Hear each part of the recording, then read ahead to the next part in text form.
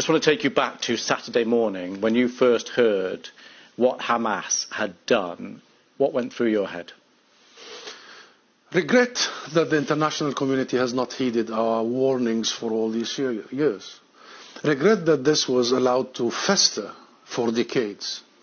Regret that there is attention now in the BBC and all over the world only because blood has been spilled. I only hope that, or I wish, we did not get to this moment. So you listed a number of things you regret there. Do you regret the loss of innocent life in Israel? Every loss of life is regrettable, of course, and tragic. Absolutely.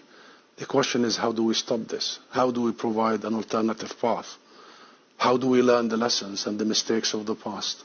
How do we treat the Palestinian people after 100 years of suffering equally to all other nations? How do we stop this demise into the mayhem that you have described? Do not underestimate people's will and desire for freedom, to end occupation and captivity. This isn't about Hamas only. This isn't about the last 48 hours. This has been ongoing for more than 100 years. It started here, by the way, Louise, in this very city. It was Britain that gave our rights away without even consulting us. And then this whole international Western approach to us has been failure, dismal failure. This is about time that we really give a different path because there is no other alternative. As our ambassador to the UN just said, justice, not vengeance. Not vengeance. And peace, not war.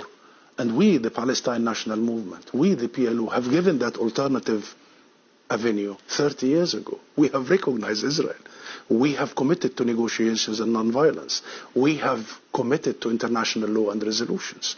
Israel was supposed to do one thing, end its occupation and stop its colonial settlement expansion. It did not do this for once. All the successive governments and the international community was supposed to provide accountability and guarantees. The US-led international community did not do so. So we are here today, Louise, and the question is, the most important question, how do we stop Israeli massacres that are about to happen against Palestinian civilians? Well, and how do we... I want to jump in on, and I appreciate the historical context, and we will come back to that. Just on the last 48 hours, though, do you support what Hamas launched on Saturday morning? Well, this is not the right question, Louis. Really, the right it's question. It's an important question. No, it is not an important question because whether you support their action or not is an important question. No. It is not an important question. Hamas is a group, is a militant group. You're talking with the Palestinian representative. Our position is very well known and clear. And what is that? Do you support Hamas's action? And then you cannot equate. This is not about support or not support. I am here to represent my people, the Palestinian people, what they are going through. I'm not here to condemn anybody. And if anybody that needs to be condemned, it's what you call the only democracy in the Middle East, that is Israel, between parentheses, that is doing what you have just reported, targeting civilians. And this has not just happened the last 48 hours. Hamas was just targeting Palestinians, but you won't condemn that. I'll tell you one thing. Hamas is not the Palestinian government. Okay? The Israeli government is giving orders for its organized army. So please don't draw any symmetry here. Don't equate. There is no way you can draw any symmetry. And don't equate between the occupied and the occupier. This doesn't serve justice to understand for your audience and viewers the real situation. Since Israel's establishment, it has had one military doctrine.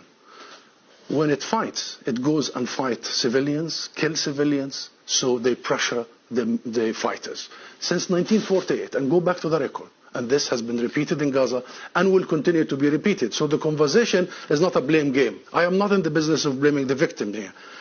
The real conversation is how do we stop this vicious, deadly cycle. You just condemned Israel for killing civilians, and you won't condemn Hamas for killing civilians. How many times you have interviewed Israeli officials, Louise?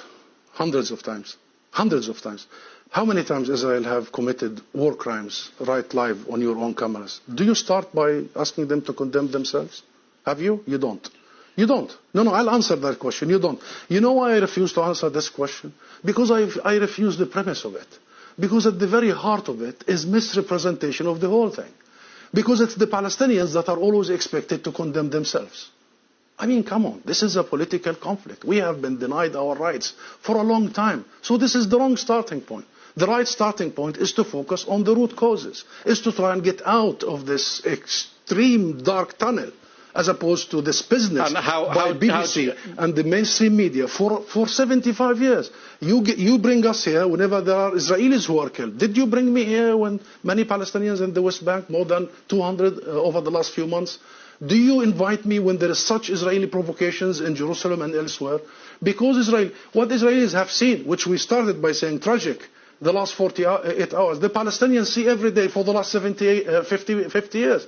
You know the situation in Gaza, you've just described it. This is the biggest open-air prison. Those people, 2 million, have been taken hostage by Israel for the last 16 years.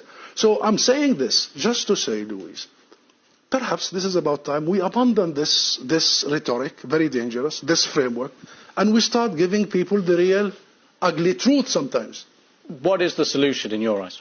International law. That's it. What does that mean?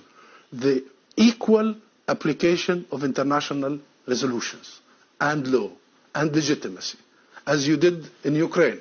Would you bring the Ukrainian ambassador here and start asking him to condemn some of his fighters?